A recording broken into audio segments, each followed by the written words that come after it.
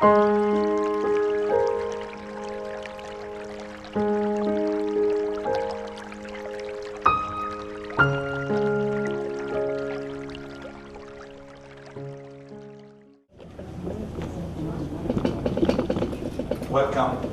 to the final day, third day of our second international symposium on Christianity in the Middle East. It's appropriate at this time to express my gratitude and the gratitude of the sponsoring organization for the hospitality and generosity of the Chaldean community. On behalf of CAMECT, IDC, and NURSAD, say thank you. Let's give them a round of applause. I want to call on Bishop Gregory to please join me, and please Mr. Kamjan, who is going to talk about on behalf of the Chaldean community. We have a short program this morning. We are going to ask our sponsoring organization to give us a very brief summary of who they are and what they have done to help the cause of the Christians in the Middle East. Following that, we're going to have Bishop Gregory will read a press release on behalf of all the sponsoring organization. Bishop Gregory, would you want to start with the CAMECT? First, I want to thank you, Dr. Bassam. He's been thanking everybody these days, but I think his wife knows how much work he's put in the last several months to do this. So thank you, Dr. Bassam. Really, it was a labor of love and a really beautiful labor of love. He's going to be upset with me for doing that, but he's a full-time surgeon and a family man and a parent and a spouse and a member of his church, and so it's never easy. Yes, and we're really so grateful to the team here that Bishop Francis and Bishop Ibrahim have put together for the Chaldean community here. It's amazing how much charitable work as well. Sometimes we think of all the political things that we have to do, and we forget about all the humanitarian things that are done by your community for not just your community back home, but for everybody who walks into your clinics and centers and now schools and working with the refugees in every place. So I was really edified. As a fellow Christian, I was really edified by and each time I come here, the last time I came was with Bishop Ibrahim. We had a beautiful weekend. It was the first symposium, and we had a beautiful liturgy and I see so many young people with your community, which is very beautiful to see. So just to tell you a little bit about CAMECT, Christian, Arab, and Middle Eastern churches together. Now, we're not all Arab, of course, and there was some criticism about putting the word Arab, but some of the Arab Christians wanted that in there just to let people know that the Arabic-speaking world is not all Muslim, it's also Christian. And so they really insisted to that. That's why we put Christian, Arab, and Middle Eastern churches. We're all churches together. So it's about 40 different heads of those churches who have roots in the Middle East, and we have been working together for the last 7-8 years. Began with a layman. So if you think that only the priests and bishops do work, can lead and can make something happen, it was a layman by the name of Gabi Habib who lost one of his loved ones to a terrible killing, and by finding mercy and forgiveness, he became such a wonderful Christian man and a leader of the Middle Eastern churches, what's called MECC. And from that, when he came to the United States, he put in his heart that he wants to do something here. So we leaders got together, we invited him, and he inspired us to create CAMECT. And the last thing about CAMECT is the word together. I can work in my own church, and God knows I have plenty of things to do in my own church. But if I just work in my own church and I don't do something together, my voice is this big. Our voice is this big. But if we gather together, as we did in this symposium, gathered Kemet, the diocese, Chaldean diocese, Norsat, Tel Lumiere, and In Defense of Christian, which Kirsten, executive director, is here. She'll tell you a little bit about what they do. By us gathering together, our voices become more of a symphony instead of a cacophony. A symphony, one voice, one heart, one mind. And I think, I have it on good sources, that Jesus, in the Gospel of John, said very clearly that that's what he wanted. And so by doing his will, becoming one voice, one heart, one mind, we can make a difference. So that's Kemet, and I'll leave it to Dr. Bassam to introduce the others. Thank you very much, Bishop. Go through your vision and your guidance that all what we see today happening did happen. Thank you, Bishop. Next presentation is from Ms. Evans. She is the Executive Director of In Defense of Christians.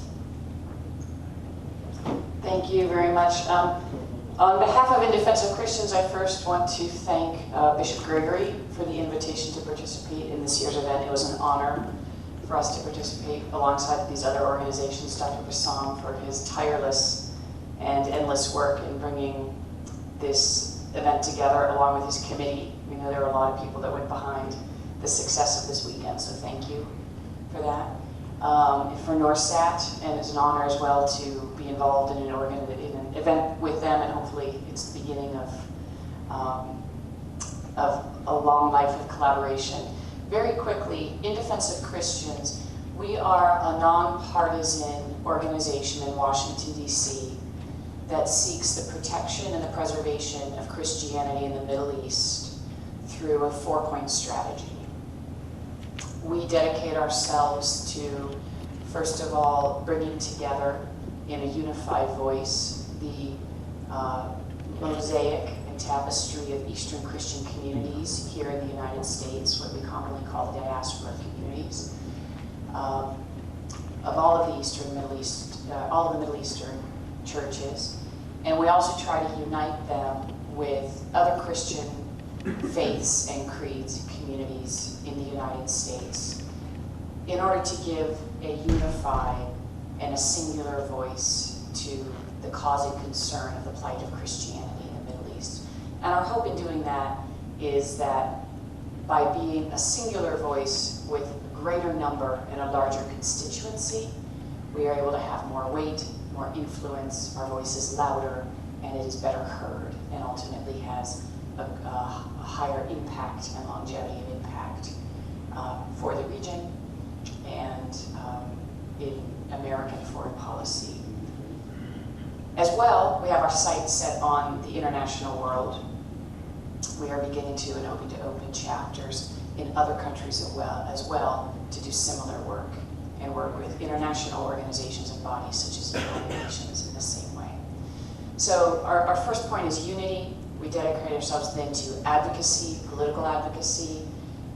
We are not nonpartisan. We don't stand behind any particular candidate, but we do dedicate ourselves to educating policymakers, government officials, candidates for public office on the issues of the needs and the concerns of the Middle Eastern Christian community in the United States and the needs of Middle Eastern Christians in the region. Holding them accountable to that. One of our big goals is that in the 2016 presidential election, this issue would be an issue for which any viable presidential candidate, anyone who wants to think of themselves as a viable presidential candidate, will know that they are going to need to speak to this issue and answer to it. That the American people are going to demand that any viable presidential candidate have an articulated policy plan on how they're going to deal with the question of the protection and preservation of Christianity in the Middle East under their administration. We're already seeing that happen. Right? We're already seeing candidates begin to articulate a voice on the issue.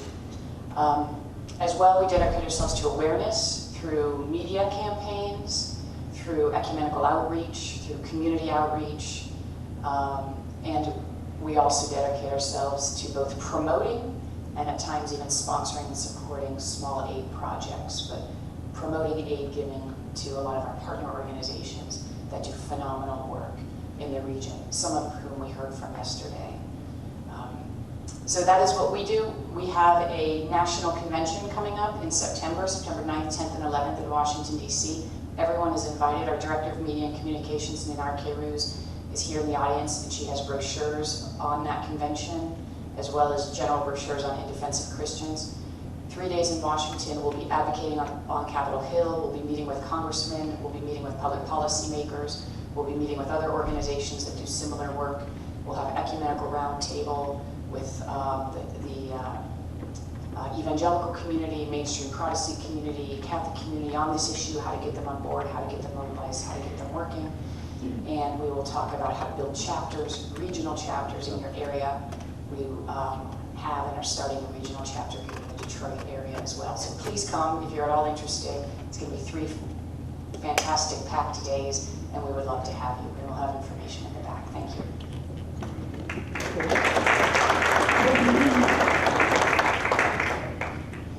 Yes, Bishop Gregory asked me to remind you very wisely. We also are working very hard to expand the caucus for religious minorities in the Middle East in the United States Congress. There's a congressional caucus that had begun earlier this year with a very small number of congressmen. We've worked very closely with the 2 co-chairs, one Republican, one Democrat, in order to get more and more congressional representatives to sign into the caucus. We've more than tripled the size of the caucus in about 4 months. We hope to continue expanding. It's important because as you know, when a congressman signs into a caucus, he or she is making a public statement that this issue is going to be a priority for their administration, for their term. And so the more members that we have publicly signed on to the issue by becoming caucus members, the more people we have on the floor of the United States Congress that have publicly said that they will make this a priority issue in American foreign policy. So it's important. Thank you. Thank you, Kirsten. Next, on behalf of Telenumia Norsat, we have the President, CEO, Mr. Jacques Lacy. Excuse me, I took some notes. Everybody knows Norsat Telenumia, so no need to tell about Telenumia Norsat, but I will try to tell something you might not know. During the war, and during Sahra Injili, an evangelical night, where I assisted too much, we were praying to end the war, I heard a sentence from somebody who said, the real war is after war. الحرب الحقيقية هي بعد الحرب. الحرب إعادة بناء الإنسان. To build back again man destroyed by the war, inside, outside. And this I kept in my heart until Brother Noor, our founder, came with the idea of TV. Telenumia is founded by lay people, but it is supervised by the Assembly of Patriarch and Catholic Patriarch and Bishops in Europe. But it has an ecumenical program. We have an identity. When we started this, we put our hands on the Bible and we said, it's going to be with those conditions. First, we commit to the teachings of the Christ and the Church. We don't change this. Second, it's not going to be a commercial TV. Third, we do not accept advertisings or publicity. Four, we do not broadcast any political views. We do not follow any party. We don't want to get into politics, the dirty politics of today. And imagine when we started and we put the providence in front of us and we said, God help. No commercial, no publicity, no advertising, no political power behind us, and you can imagine the fight. The first 6 years from the government, he said, we will not give you a license. I'll tell you one second. Terminator is not licensed till today. And we cover the whole world. They cannot stop it. We don't have a license. I'm saying it on TV. But the law says without the license, you cannot operate. We do. Ask him. I stand with you guys. Ask him. So, what I want to tell is when God, when Jesus Christ wants something, move from the way.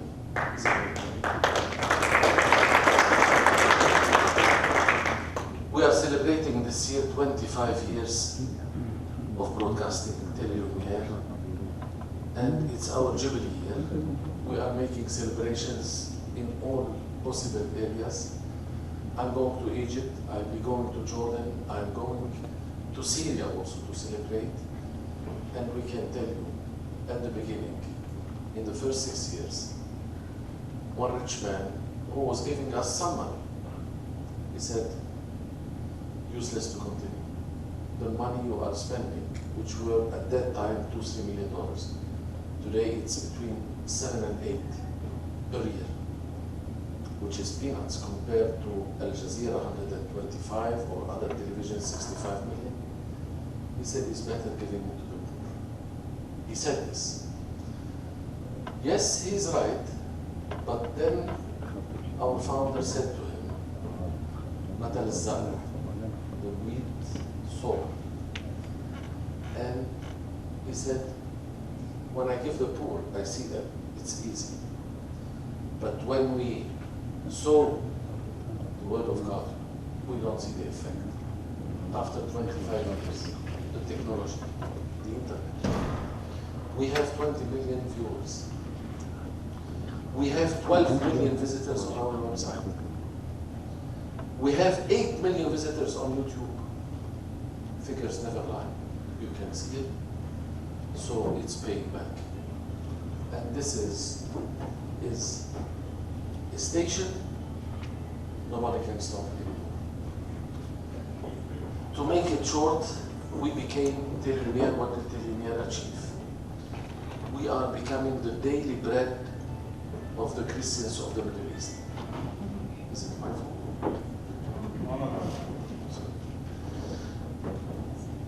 صرنا رئة للمسيحيين. I was searching this morning how to translate رئة للمسيحيين يتنفسوا منها حرية وكرامة وحقوق إنسان. When they ask me who are you, I say watch Telelumiere. This me. And when they ask you who you are, what is your religion? Look at Telelumiere. This is me. You can tell them this proudly. وده راسنا مرفوع.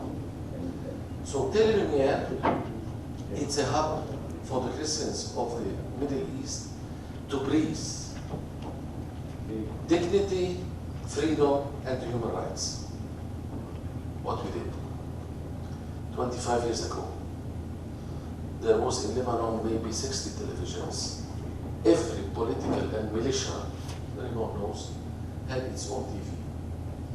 Nobody broadcasted one mass. Nobody was interested in making one interview for any clergyman. Nobody. Today, we are fighting. Everybody wants to broadcast a mass. المحبة بتاعتي. شو يعني؟ It's contagious, yes. Love is contagious. المحبة بتاعتي. نتناقر مين بده يصور القداس هالأحد. 8 televisions in Lebanon.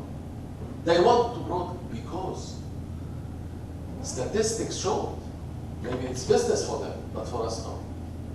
But it's good. It's good. Masses, when you are celebrating a Mass Sayyidina, be sure the minimum you have viewers 15 million. Rosary, 12 million. Talk shows, 5-6 million. Furthermore, when I zap, we have in our area 1,263 televisions, satellites and locals and ground. I look at the titles of the episodes stolen from television. Turn to political. لأجلك سأعود. For television, it's for Jesus. For them, it's political. عدالة السماء. For them, eye for an eye. For us, it's mercy of God. شهود وشهادة. For us, we witnessed our martyrs. For them, they saw the revenge. كلمة حق. Those same titles we see on other TV stations. المحبة بتاعتي والسرقة محلة يا أبناء. صح تاني. Now we have 10 various programs. If you go through our website, you will see we have 9 programs streaming 24/24. 5 of them are on satellite. And now we announced it 3 weeks I signed with Dish Network. You can have 5 channels in the United States. Musa, Nur Shabab, it's for the youth. Nur Maryam, it's mainly for the ladies. Because the lady have a big, women have big role. And believe me, if I have to say it, if we want to change the Middle East, women. Not men. Women. No kids. No kids.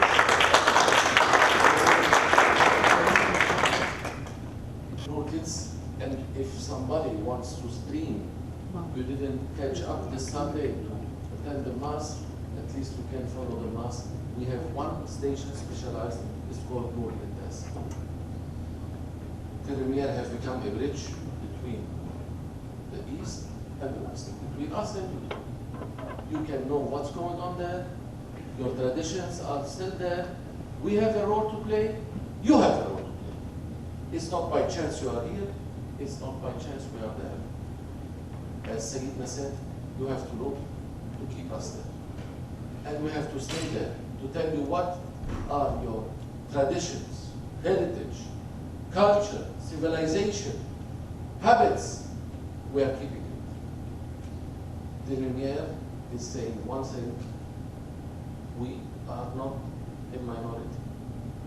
We are a majority. We belong to a universal church which counts 1/3 of the population of the planet. نحن تلت سكان الأرض. They cannot say in Iraq they are a minority, in Lebanon they are no. We belong to a universal church of 2.5 billion. And at last, I would say, we are the voice for the voiceless. And thank you very much for watching. Thank you, Jack. Nobody has done for the Christians in Iraq as much as the Chaldean community of Detroit. And here is Mr. Shawqi Kanja to tell us about it. Thank you very much. I don't think I need a microphone, but everybody used it, so I might as well use it. Good morning, everyone. My name is Shawqi Kanja from the Chaldean Voice, and I'm a member of this diocese for the past almost 40 years. And to describe the role of this community and helping our people in a few minutes, I think is unjust. But I will start by saying I have no words in my vocabulary to describe the accomplishment of one individual sitting here today to drive this diocese to become the #1 Chaldean diocese in the world, that is Sayyidina Ibrahim.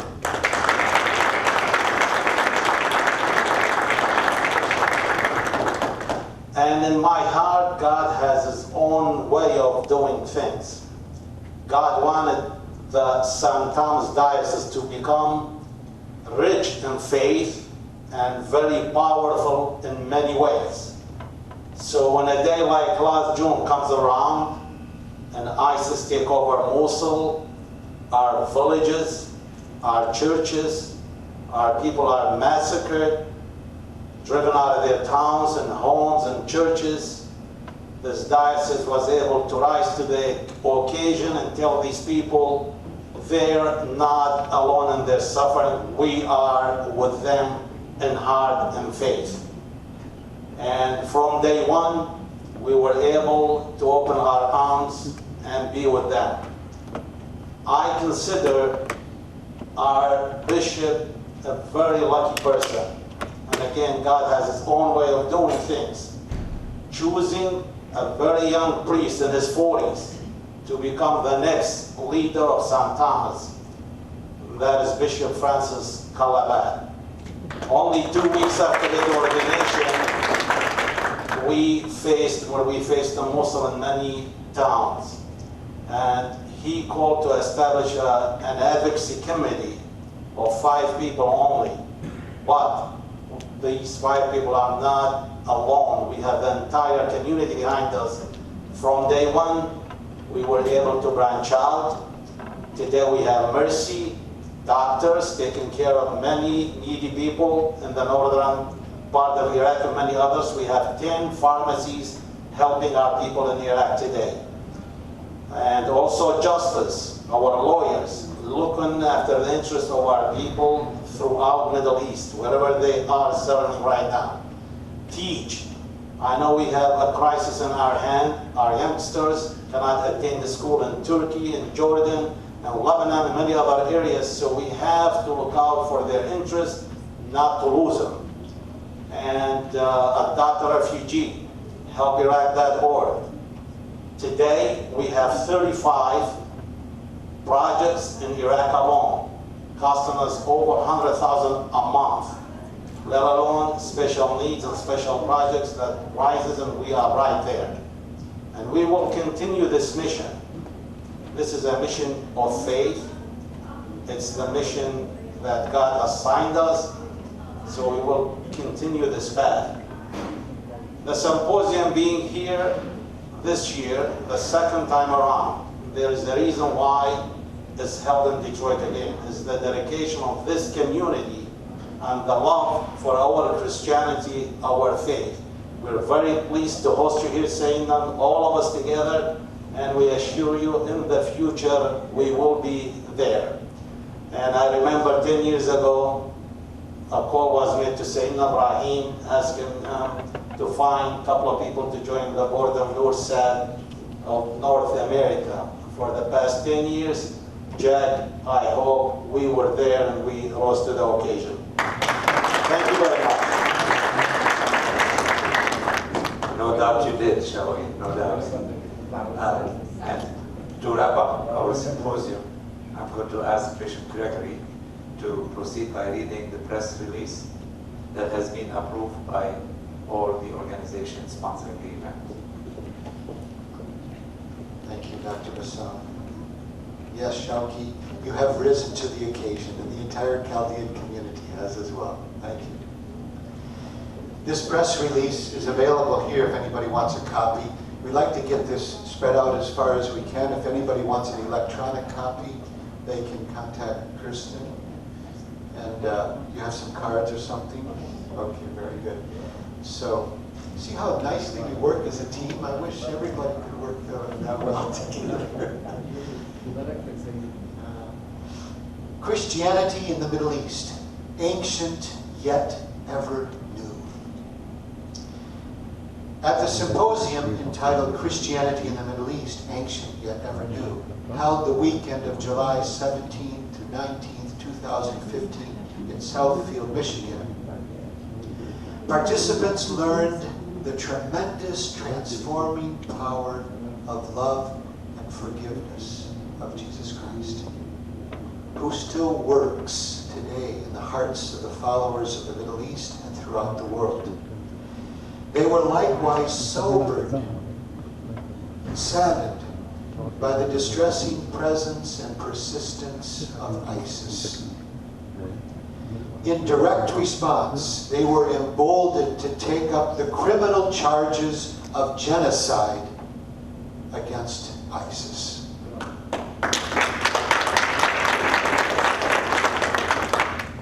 Dr. Gregory Stanton, founder and president of Genocide Watch, described the 10 stages of planned and premeditated genocide.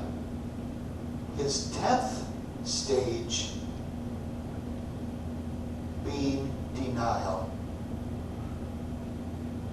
There is no doubt that ISIS and other similar groups affiliated with them have a premeditated intention to destroy those who think differently from them, and the world seems to be in denial. But to the 350 people gathered this weekend, there was no denial. The symposium was a joint effort of CAMACT, Christian, Arab, and Middle Eastern churches together, IDC, in defense of Christians, Telelumiere, the official Christian television station in the Middle East, headquartered in Lebanon, and the Chaldean Catholic community of Detroit. This joint effort was a good opportunity to help each of the groups, as well as participants, to outreach, advocate, and speak out with one voice. The symposium featured a wide array of experts in the area of genocide, humanitarian aid, media relations, and political activism. We began on Friday with an address by Congressman Dave Traub, followed by a beautiful ambiance created by the spiritual hymns of Doris Farhad. The next day was divided into 2 sessions. The first addressed the current situation of Christians in the Middle East, and the second, what can we do about it? We began with a video presentation given by Mar Luis Rafael Sacco, the Chaldean Patriarch of Babylon.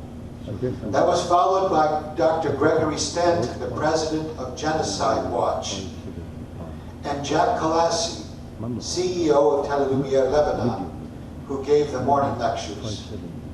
Mr. Basil Bakal, founder of Adopt a Refugee organization, Dr. Musib Gabi, president of the Chaldean American Association of Healthcare Professionals, and Dr. Edmund Garib, professor and lecturer, gave the afternoon sessions.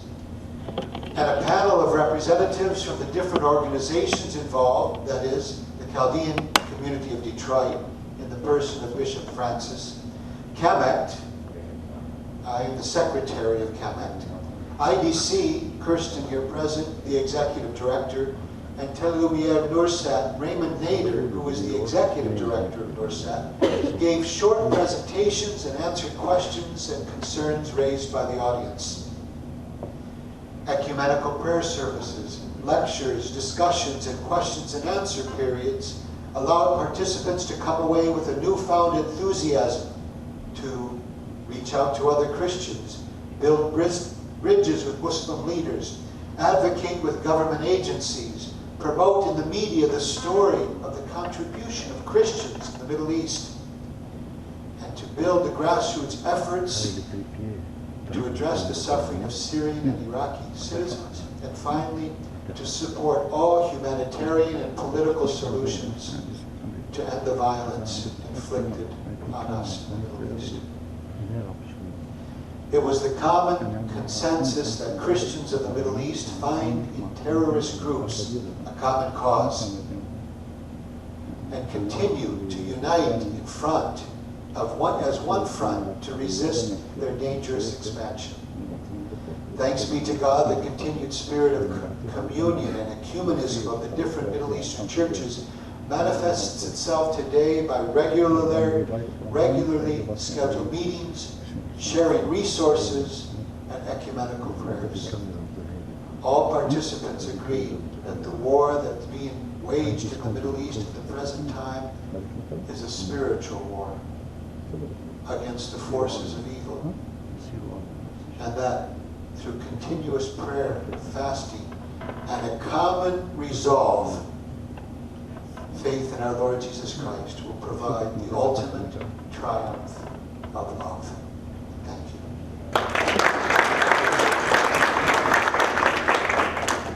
for your attention, and I'd like to close up with a blessing from Bishop Ibrahim, if you don't mind. Give us your blessing to end up this symposium.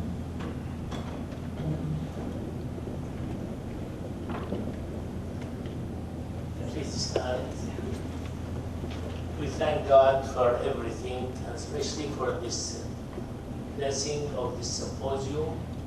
And we pray for our brothers and sisters, Christians in the Middle East, who are suffering for their faith. So we pray God to protect them and to give them peace and justice. We thank you, all of you participants in this symposium, and we ask God to overshadow His blessing over everybody. May Almighty God bless you all. The Father, Son, Holy Spirit. Amen. Thank you, Bishop. See you all at Mass.